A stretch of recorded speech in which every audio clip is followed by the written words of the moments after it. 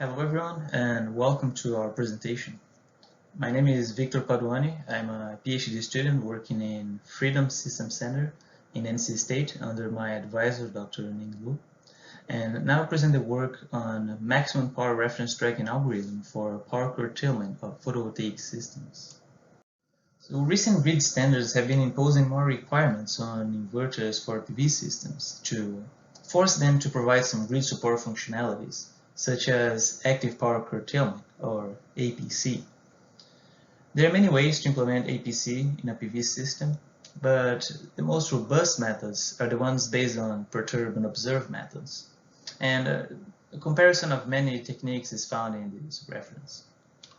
This diagram shows the overall structure of a typical grid-scale PV system.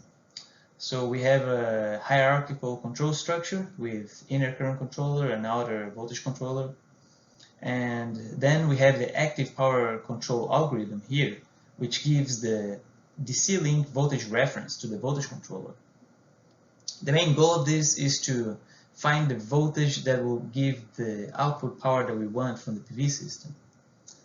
And a promising method to achieve APC is the adaptive FPPT from this reference, but it has some challenges such as overshoots and large steps that can occur under low irradiance conditions.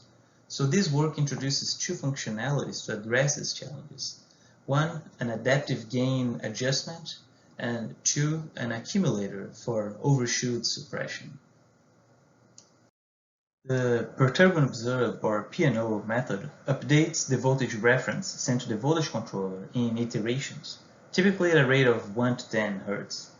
In an adaptive P&O, the voltage step is calculated at each iteration, for example with equation number 8, in which alpha is used to classify between steady state or transient operating modes.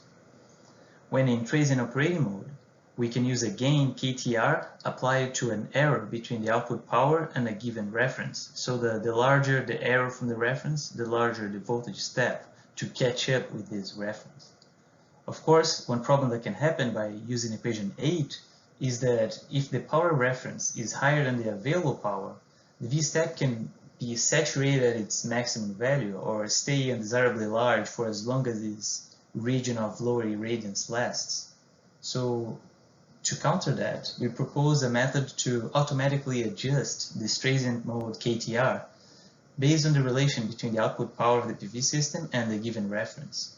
And of course, here we assume that we do not know the available power of the PV system. We do not have maximum power point estimation. Otherwise, we could just set the power reference to be the maximum available under regions of lower irradiance. The way that it works is shown in this figure here. In red, we have the power reference sent to a PV system. In purple, we have the moving average of this PV system output power, and in black, the actual output power. So the algorithm works by detecting when the system operates around its moving average, or when the output power is oscillating around its moving average. If that happens, then it updates the gain KTR based on equation number 10, so that it is reduced while the operating region is lower than the power reference. Once it moves away from this region, then the KTR can be updated back to its base value. And of course, there are some details that I won't get into here, but that are included in the manuscript. Another problem that can occur when utilizing equation 8 for calculating the voltage step is that the system can be susceptible to overshoots when the irradiance increases. And this figure is a good way to show why that happens. So you see here, if we're in a region of lower irradiance and the available power in red starts to increase, when that available power is crossing the power reference, around this region here, the error from the reference will be very small. And then we'll have a small voltage step, which will cause the system to not react fast enough in case the available power continues to increase, and then a large overshoot can occur. And later on, we will explain what these methods 2 or 3 represent. But as you see, there is this problem when crossing the reference. So one method proposed here is to include an accumulator to the system that can increase the voltage step to suppress these overshoots. The main idea of the accumulator is to have this internal value gamma that can be added to the voltage step if an overshoot is detected. And not going into the details here, but basic operation divided in three possible outcomes for the accumulator. If an overshoot is detected, then the internal value of the accumulator is added to the voltage step. If an overshoot is not detected, but the output power is continuously increasing, which could mean an overshoot is imminent, then the internal value is increased.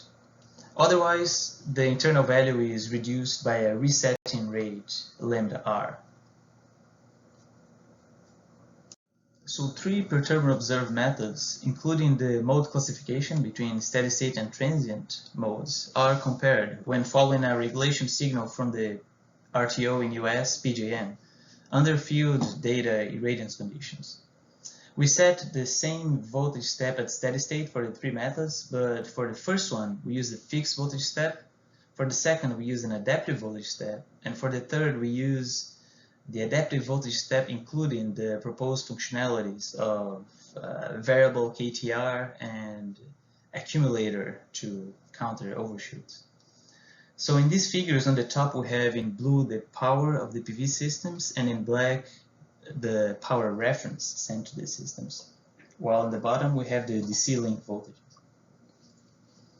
You see that the fixed voltage step during transients may have some oscillations during transient modes due to the larger voltage step, but they are nowhere close to the oscillations of the second method, in which we have a large error between the output power and the reference, and therefore we have a very large voltage step applied to the system, pretty much saturated at the maximum set to the system. By using an adaptive KTR, we are able to counter that, reducing the overall DC link oscillations, reducing stress added to the PV arrays and inverter DC side. Now analyzing the overshoots, in this figure you can see how the first two methods can present large overshoots during irradiance swings. The second one presents two overshoots, for example. While the third method, by including the accumulator that can add to the voltage reference when an overshoot is detected, we were able to suppress and considerably reduce some of these overshoots. In conclusion, this paper presents an algorithm to improve the power reference tracking capability of PV systems.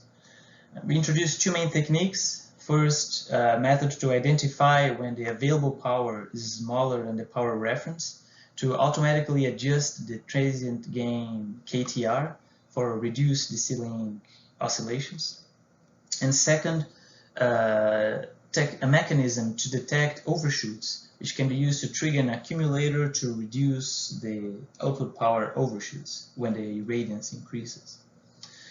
We ran these in real-time simulators from OpenRT for up to 3-day-long simulations, and we found that by including these techniques, we can have a system with reduced DC link oscillations and improved overshoot response. We also collected data with a 0.1 second resolution for these 3 days of operation, and plot some violent plots shown in this figure on the right to compare the overall performance of the three methods. We also used the tracking error ratio given by equation 13 to analyze the performance. You can see that overall method 2 and 3 provide a very similar tracking error value.